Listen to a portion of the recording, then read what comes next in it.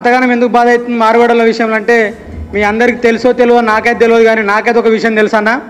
ఎందుకు అంటే Bandi Sanjay ఇంతకుముందుకు MP కాకముందుకు corporator కాకముందుకు ఏం పని చేసిండో మీకు తెలుసో తెలియదు, నాకు తెలుసు. ఏం తెలిసింది సార్, ఆయన గుట్కా దంద చేసేది, గుట్కాలు పాన్పర చేసేది. ఈ మార్వాడలల్లో ఇరాన్లాల్ అని ఒక ఆయన ఉంటాడు, ఆయన ఇద్దరు దోస్తులు అన్నమాట. వీళ్ళిద్దరు దోస్తులు కలిసి తెలంగాణకు గుట్కా సప్లై చేసేది. అట్లా ఇరాన్లాల్ బండి సంజయ్ ఫ్రెండ్స్ కాబట్టి మార్వాడల మీద దాడి జరిగితే బండి సంజయ్ తన మీదే దాడి జరిగినట్టు పాపం బాధతో మాట్లాడుతుండు. బండి సంజయ్ తెలియని విషయం ఏంటంటే మేము గుజరాత్లో చెప్పులు మోసిన వాళ్ళం కాదు, తెలంగాణ తుపాకులు మోసిన వాళ్ళం మేము సాయుధ పోరాటం చేసి నువ్వు మాట్లాడితే. కాబట్టి బండి సంజయ్ మీ గురించి అందరూ తెలుసు, నేను ఎక్కువ మాట్లాడా. ఇంకొక విషయం, ఈ యొక్క కార్యక్రమానికి వచ్చిన వైశ్య వికాస వేదిక రాష్ట్ర అధ్యక్షులు కాసం సత్యనారాయణ గారికి, అదేవిధంగా తెలంగాణ ఉద్యమకారుడు అన్న పెద్దలు విఠలన్న గారికి స్వాగతం తెలియజేసుకుంటూ ఇప్పుడు లైవ్ లంబాడి ఐక్యవేదిక ఓయూ అధ్యక్షులు తమ్ముడు రాజేష్ నాయక్ మాట్లాడవలసిందిగా కోరుతున్నాం.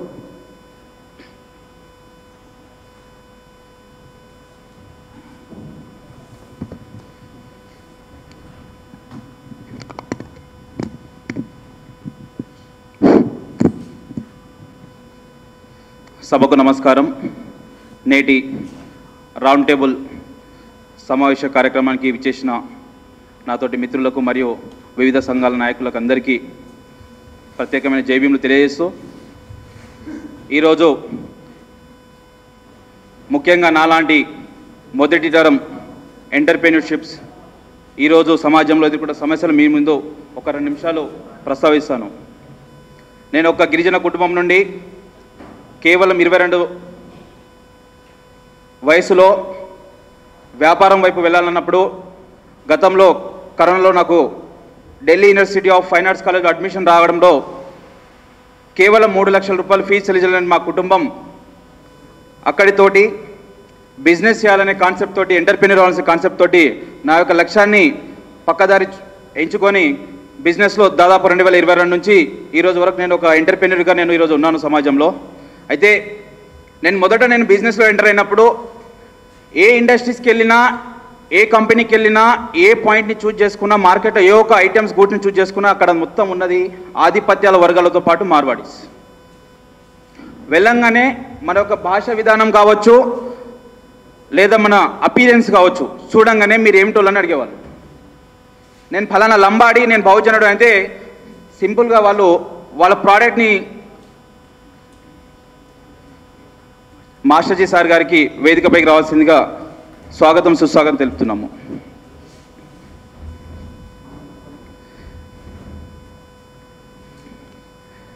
అయితే హిందుత్వ ముసుగులో వాళ్ళు బిజినెస్ను చేసేవాళ్ళు, ఎవరైతే ఏందిలే మన ప్రోడక్ట్స్ ఎలా చేసేవాళ్ళు.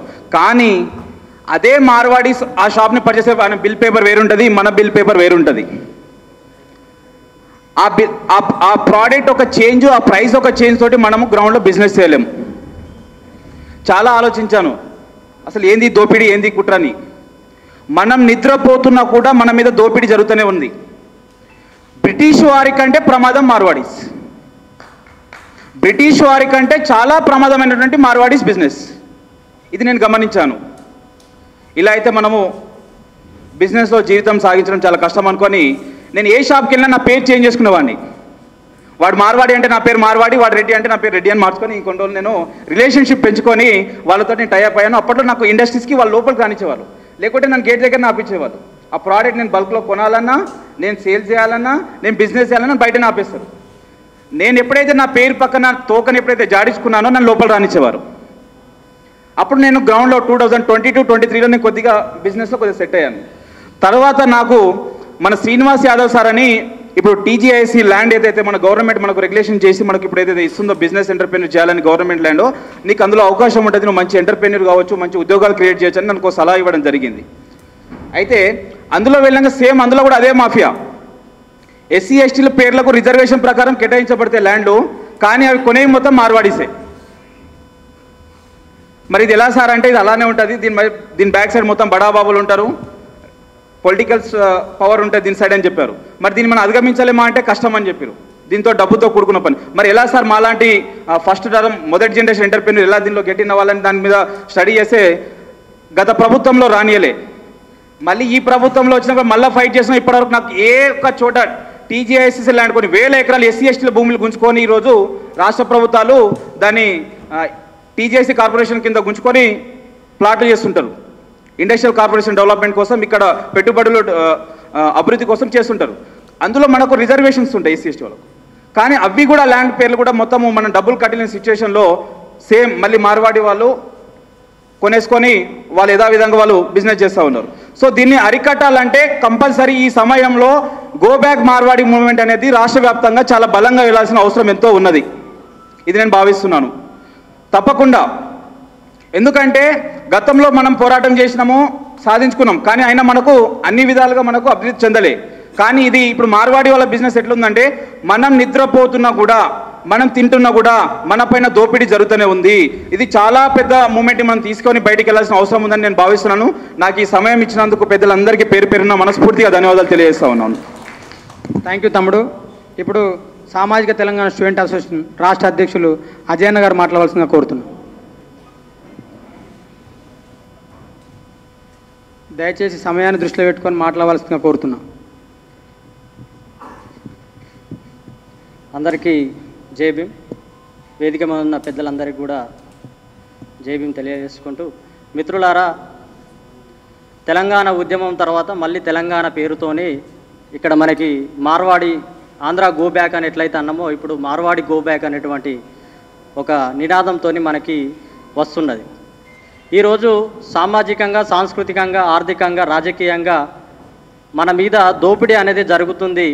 ఆ దోపిడీకి వ్యతిరేకంగా ఉస్మానియా యూనివర్సిటీ కేంద్రంగా మేము ఏర్పాటు చేసిన విద్యార్థి సంఘమే సామాజిక తెలంగాణ అనే ఒక ఉద్యమం ఏర్పాటు చేసి తెలంగాణలో ఉన్నటువంటి వనరులను, సంపదలంతా కూడా ఆంధ్ర వారికి వ్యతిరేకంగా ఏదైతే బ్రిటిష్ వారికి వ్యతిరేకంగా ఏదైతే తెల్లదొరలను పోగొట్టి మనకు నల్లదొరలకు ఏ విధంగా అయితే ఆ వనరులన్నీ కూడా మనము ఇక్కడ ఉన్నటువంటి దొరలకు ఎట్లయితే పంచిపెట్టినామో అదేవిధంగా తెలంగాణ ఉద్యమం కూడా సేమ్ టు సేమ్ రిపీట్ కావడం జరిగింది.